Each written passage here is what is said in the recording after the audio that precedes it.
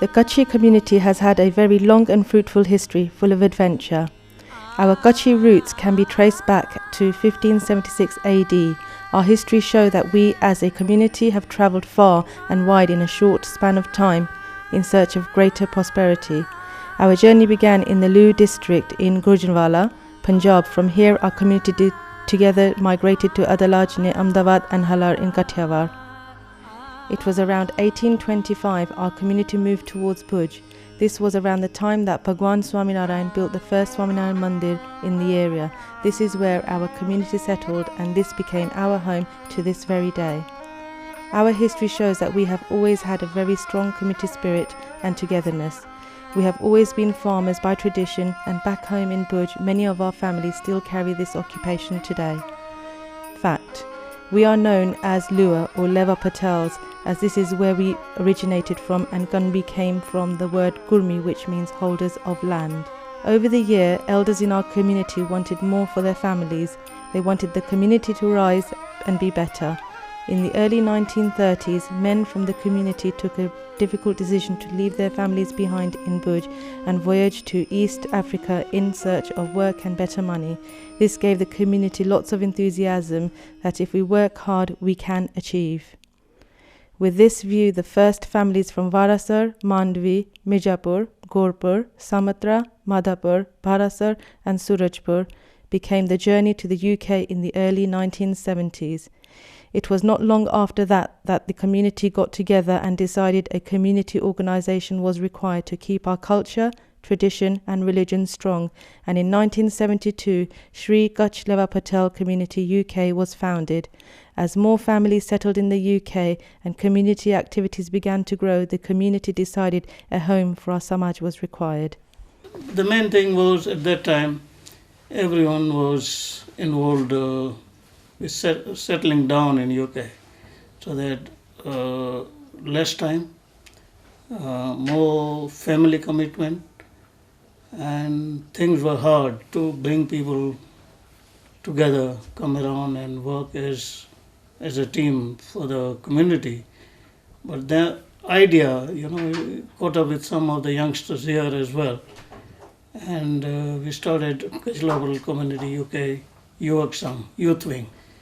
Things were hard at that time because people are buying their own houses, and the only advantage I saw was the people were at that time much closer to each other. The friends used to help their friends to buy the house by contributing a couple of £100 to help their friend. So that way, actually helped the community to grow and establish in UK, and that was the community spirit which I think people brought from overseas. It's essential to keep the community together and united, and we established here. Before I came in 1972, SKLPC community is a committee had already established, formed in 1972, and in 1980 we managed to buy a small hall in Hendon. Yes, we actually got the encouragement from people overseas. They actually helped with the financial commitment. So you do whatever needs to be done in UK, start raising the funds, and whatever the shortfall, they will fulfill the shortfall. And that way the people organized here used to go from house to house for collecting the funds, and people helped in whatever capacity they could, £50, £100 and so on. And at the price of £32,000 we managed to make the deal to acquire the Hendon Hall site. Our community has flourished in the UK with our sons and daughters reaching the ultimate academic goals and entering into high-powered roles in society. We can proudly say we have highly successful community members from business owners, doctors, bankers, politicians, accountants, and the list goes on. Since the opening of our Hendon Samaj in 1980, our community to grow and our activities and events got bigger each year. Diwali, Navratri and Holi. The community as a whole decided that a new bigger home was required for our Samaj.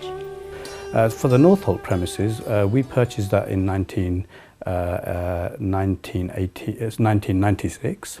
The reason for that is our community is 30,000 strong within this country, and we needed a bigger premises not only for community events but also for weddings and other associated things that our community obviously engage in. And so we brought that in 1996 with the aspiration that it would better serve our community because it was bigger grounds and bigger halls as well. So currently it accommodates GARM functions, and so a predominant use of our premises at Northolt is holding GARM functions, which is good because at the end of the day we want to ensure that our 24 GARMs that make up the Samaj are fully utilising the premises that they help us purchase, and so that is serving that purpose. It's also serving the purpose of weddings and also other community functions as well, both within our community and other communities book that premises as well.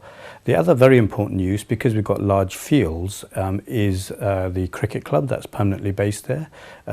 We have a full purpose-built cricket area, including pavilion, and so our cricket club has been settled there for many years, and it serves a younger generation who has obviously an avid interest in cricket, who have their home grounds based in there. Our football is another sport that's played there. Currently, at the moment, it's only played once a year. However, we have intentions of making that a more frequent use rather than just a once a year large tournament. So the usage of Northolt currently spans community functions, private functions and sports functions. Our community events and activities have grown, and in the busy modern world we can proudly say we have sustained our community spirit and culture. We have delivered a number of activities and events to keep this alive. Europe's biggest Navratri festival, Diwali fireworks, Holi celebration, UK largest Asian football tournament, Middlesex League cricket team, netball team, social school teaching English, maths, music, culture and Gujarati, Saheli women's group, careers advice and guidance, Sen children's Navratri workshops, Sen children's Christmas party. The Samaj is important, as previously mentioned, is to preserve the identity, have cultural values installed within our members, and if it's not there, we'll be losing the identity. We'll be losing our generations. So it is very important that we preserve what our elders have set up for us. The future plan is, at the moment, we're going through a process of planning permission where we want to have the change use from sports towards more of a community use. The process is underway, so we're waiting for more reports to be given back to the council. And in future, of course, we do want to build a strong foundation premises where we can cater for old and young alike in terms of sports, education, and for that we'll also be asking views of general members, what they really want.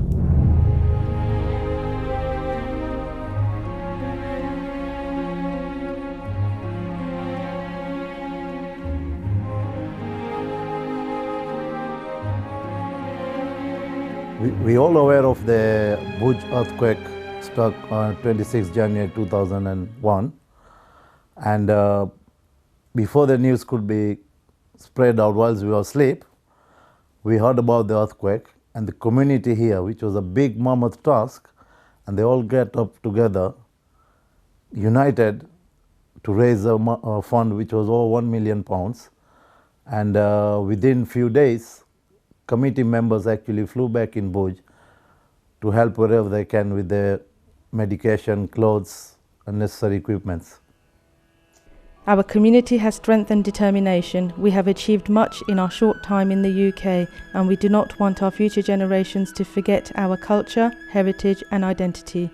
Our elders established the Samaj and Mandirs here in the UK for this very reason.